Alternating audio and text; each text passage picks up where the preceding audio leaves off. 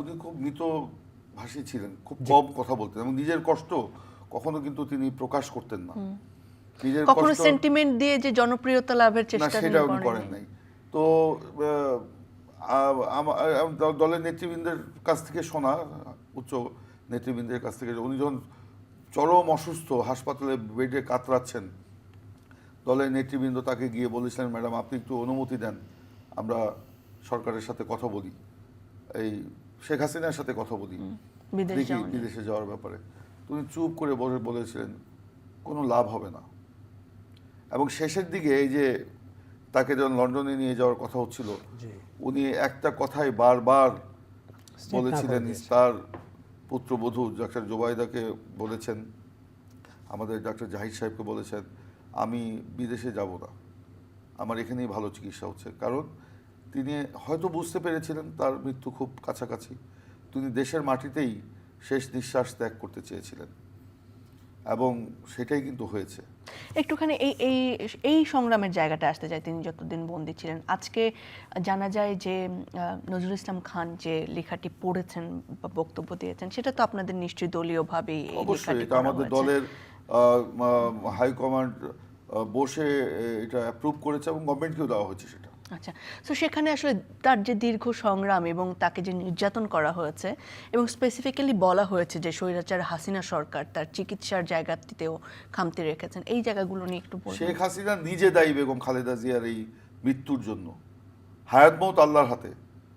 মানুষ জন্ম যখন হয়েছে আমাকে মৃত্যু আমার হবেই, কিন্তু শেখ হাসিনা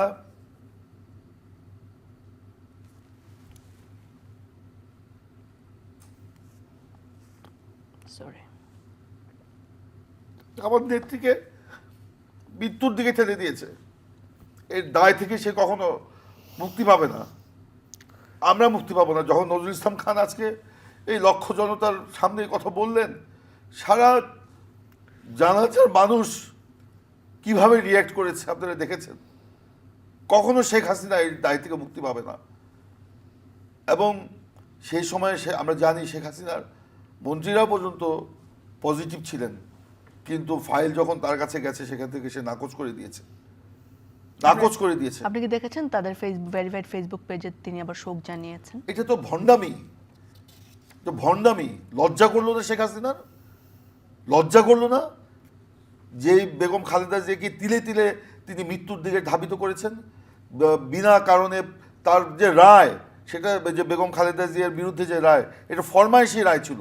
এটা তো হাইকোর্টে উচ্চ আদালতে সেটা প্রমাণ হয়েছে এবং সেখানে যে রায়ের যে বিস্তারিত বক্তব্য আপনি দেখেন, যে উচ্চ আপিল বিভাগ যে রায় দিয়েছে এবং তারা বলেছে এটা এই মামলাই তো চলে না। এবং আপনার আমি বহুবার বলেছি, শেখ হাসিনার আমলেই বলেছি, আমাকে এই জন্য বিভিন্ন সময় জবাবদিহি করতে হয়েছে বিভিন্ন গুপ্ত বাহিনীর কাছে। ফোন করে আমাকে জিজ্ঞেস করা হয়েছে কেন আমি কথা বললাম, বলেই দিয়ে গোয়েন্দা সংস্থা থেকে আমাকে বলা হয়েছিল কেন আমি কথা বললাম। তখন তো আমাদেরকে একটা থ্রেটের মধ্যে থাকতে হতো, আমরা টক শোতে কী বলবো না বলবো সেটাও আমাদেরকে বলে দেওয়া হতো এবং বলার পরে আবার ফোন করে আমাকে বলা হতো কেন আপনারা এই কথা বলেছেন।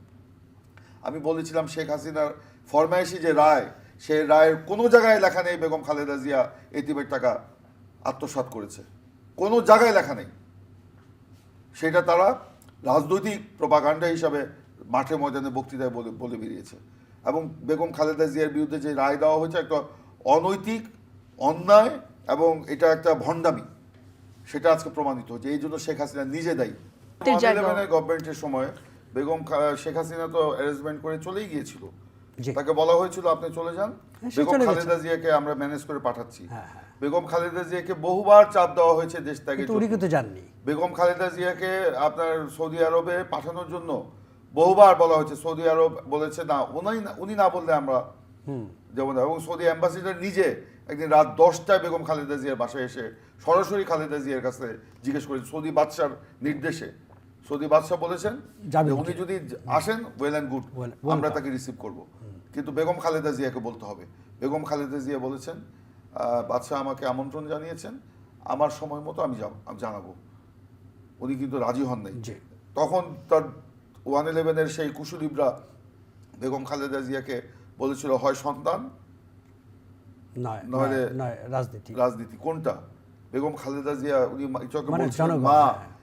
মমতাময়ী মা, তার মানে গর্ভ ধারণ করেছে 2 সন্তান, সেই সন্তানকে কোরবানি দিতে হচ্ছে দেশের জন্য নাকি আমি দেশের মানুষকে?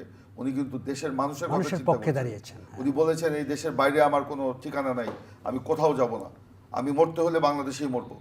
চোখের সামনে থেকে তারেক রহমানকে ধরে নিয়ে গিয়েছিল। বেগম খালেদা জিয়া একটা ছবি তুলতে চেয়েছিলেন, তার হাত থেকে সেই ক্যামেরা কেড়ে নেওয়া হয়েছে। খালেদা জিয়াকে তার ছেলেকে দেখতে দেওয়া হয় নাই। জি। কোকোকে নিয়ে যাওয়া হয়েছে তার চোখের সামনে থেকে, বাজ পাখির মতো নিয়ে গেছে ছো মেরে।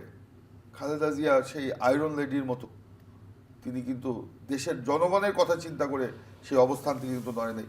আজকে বেগম খালেদা জিয়া যদি আপোষ করতেন, তার সন্তানদের দিকে তাকিয়ে দেশের স্বাধীনতার সার্বভৌমত্ব আজকে বিপন্ন হতো, হয়তো থাকতো না, হয়তো কিন্তু থাকতো উনি না। ভালো থাকতে পারতেন। 2018 সালের নির্বাচনে কোনো একটা দেশ থেকে বেগম খালেদা জিয়াকে বলানো হয়েছিল আরেকটি বার শেখ হাসিনার অধীনে নির্বাচন, শেখ হাসিনা প্রধানমন্ত্রী থাকবেন, বেগম খালেদা জিয়া বিরোধী দলে থাকতেন। বিরোধী দলের নেত্রী থাকবেন। আরেকটি বার বেগম খালেদা জিয়া সঠিক সিদ্ধান্তটি নিয়েছিলেন।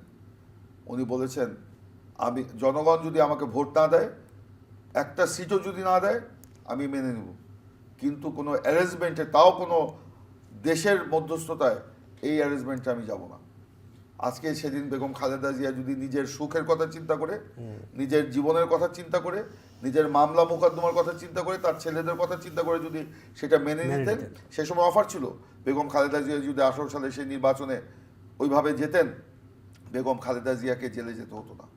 আমি আজকে এবং দায়িত্ব দিয়ে এই কথাটি এবং চ্যানেল সুচিকিৎসাও আয়ে পেতেন। প্রথম বলছি, আমি দায়িত্ব দিয়েই বলছি, বেগম খালেদা জিয়াকে জেলে যেতে হতো না। এমনকি তারেক রহমানকেও নির্বাসিত জীবনযাপন করতে হতো না। একটা পর্যায়ে হয়তো তারেক রহমান ফিরে আসতেন, কিন্তু বেগম খালেদা জিয়া সেটা মেনে নেন নাই। কারণ বেগম খালেদা জিয়া জানতেন ওই প্রস্তাব যদি তিনি মেনে নিতেন, দেশের সার্বভৌমত্ব বিপন্ন হতো, বাংলাদেশ সিকিমের পর্যায়ে চলে যেত এবং বিএনপি ধ্বংস হয়ে যেত, বেগম খালেদা জিয়া ধ্বংস হয়ে যেতেন এবং জাতীয়তাবাদী রাজনীতি ধ্বংস হয়ে যেত। সেই জন্য বেগম খালেদা জিয়া সেটা মেনে নেন নাই বলেই তাকে কিন্তু সেই বলা হয়েছিল যে এই কি বলে জানুয়ারির মধ্যে সিদ্ধান্ত দিতে, 2018 জানুয়ারির মধ্যেই সিদ্ধান্ত দিতে, 18 সালের জানুয়ারির মধ্যেই সিদ্ধান্ত নিতে বলা হয়েছিল। বেগম খালেদা জিয়া বলেছিলেন এটা আমার পক্ষে সম্ভব নয়। এই জন্য 18 ফেব্রুয়ারির 8 তারিখে তার বিরুদ্ধে ফরমায়েশি রায় দেওয়া হলো এবং বেগম খালেদা জিয়া হাসতে হাসতে জেলে গেলেন, সুস্থ হয়ে হাঁটতে জেলে গেলেন, কিন্তু জেল থেকে বেরিয়ে আসলেন তিনি হুইল চেয়ারে। এই যে তার প্রতি যে নির্যাতন, আজকে বলেন বেগম খালেদা জিয়ার মতো একজন নেত্রী, তিনি স্বাধীনতার ঘোষকের স্ত্রী, সাবেক সেনাপ্রধানের স্ত্রী, সাবেক বাংলাদেশের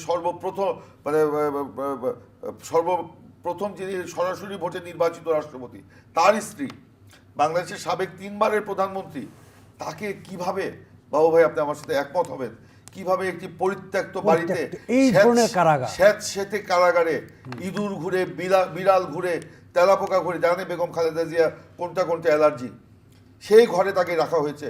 ইঁদুর ছেড়ে দেওয়া হয়েছে ঘরের মধ্যে, তেলাপোকা ছেড়ে দেওয়া হয়েছে ঘরের মধ্যে, বিড়াল ছেড়ে দেওয়া হয়েছে ঘরের মধ্যে। সেই বিড়াল কিন্তু বেগম খালেদা জিয়ার কাছে পোষ মেনেছে। বেগম খালেদা জিয়ার ঘরে বিড়াল কিন্তু ঢুকতো না। এটা খালেদা জিয়া কিন্তু তার 2-1 ঘনিষ্ঠ সহকর্মীকে বলেছেন। উনি বিড়াল ভয় পেতেন না, বিড়ালকে উনি খুব পছন্দ করতেন। আচ্ছা, ওই বিড়ালকে খাবার দিতেন বেগম খালেদা জিয়া, কিন্তু ইঁদুর, তেলাপোকা রাতে উনি যখন শুয়ে থাকতেন শরীর উপরে উঠে যেত। ভাবতে পারেন আপনি তাকে কি ধরনের নির্যাতনের মধ্যে রাখা হয়েছিল। স্যাঁতসেঁতে একটা ঘর, পানি পড়ে ঘরের দিয়ে, কেন কি তাকে যদি তার বাসাতেই বা অন্য কোনো বাসাতে যদি সাবজেল করে রাখা হতো, তাহলেও তো একটা মানবিক ব্যাপার থাকতো। সেটা তো উনি কি আসলে পাওনা?